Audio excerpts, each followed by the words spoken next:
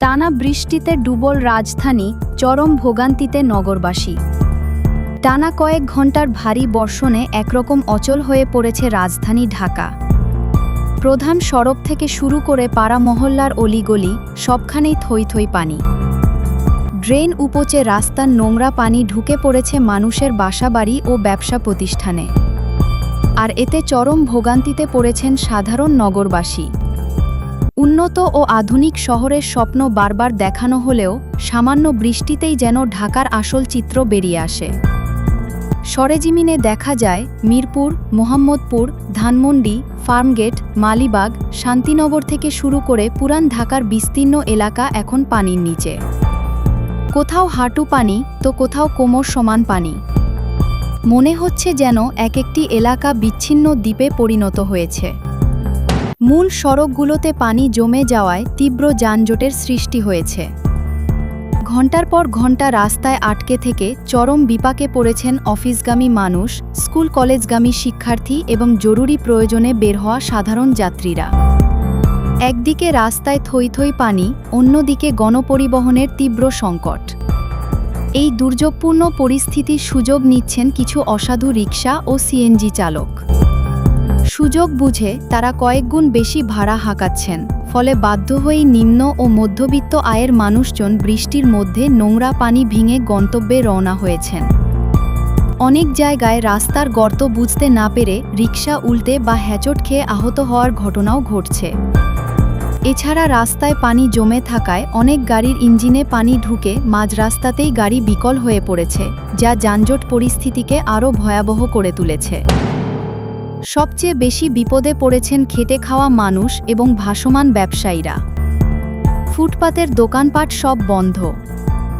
দৈনিক আয়ের ওপর নির্ভরশীল মানুষগুলো আজ ঘর থেকেই বের হতে পারেননি।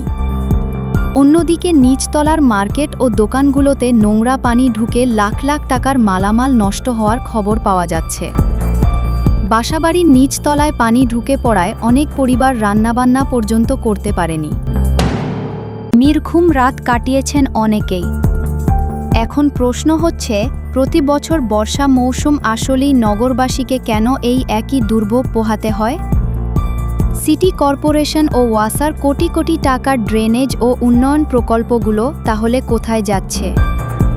কর্তৃপক্ষের দাবি, সাধারণ মানুষের অসচেতনতা, যত্রতত্র পলিথিন ও ময়লা আবর্জনা ফেলে ড্রেন আটকে রাখার কারণেই পানি নামতে দেরি হচ্ছে।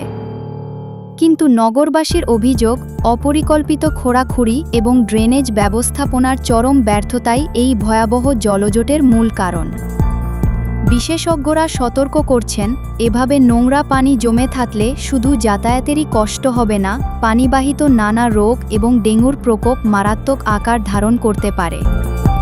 এদিকে আবহাওয়া অধিদপ্তর জানিয়েছে, মৌসুমি বায়ুর প্রভাবে আগামী আরও 2-1 দিন এই ভারী বৃষ্টিপাত অব্যাহত থাকতে পারে। তাই সাধারণ মানুষের দুর্ভোগ এখনই কমছে না, বরং পরিস্থিতি আরও অবনতি হওয়ার আশঙ্কা রয়েছে। উন্নত নগরী গড়ার প্রতিশ্রুতি প্রতি বছরই দেওয়া হয়, কিন্তু বৃষ্টির পানিতেই যেন ধুয়ে যায় সেসব ফাঁকা বুলি। এই জলজট থেকে ঢাকা শহর কবে মুক্তি পাবে, সেই উত্তরের অপেক্ষায় লাখো নগরবাসী। আজকের খবরের বিষয়ে আপনার মতামত কি?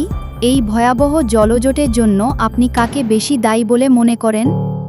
কমেন্ট করে আমাদের জানান। সংবাদটি তথ্যবহুল মনে হলে ভিডিওটিতে একটি লাইক দিন এবং শেয়ার করুন। দেশ ও বিদেশের সর্বশেষ সব তাজা খবরের আপডেট পেতে আমাদের চ্যানেলটি এখনই সাবস্ক্রাইব করে বেল আইকনে ক্লিক করে রাখুন। ধন্যবাদ।